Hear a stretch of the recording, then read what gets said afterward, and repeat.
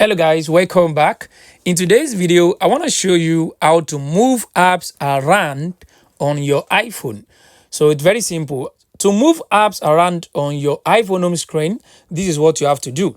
You want to tap and hold on any app. So let's tap and hold on any app.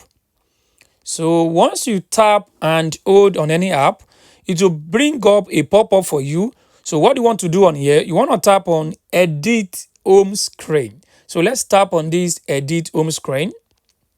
So once you tap on the edit home screen, you want to tap tap and hold on the app and move it to wherever you want. As you can see, I'm actually moving this app around now.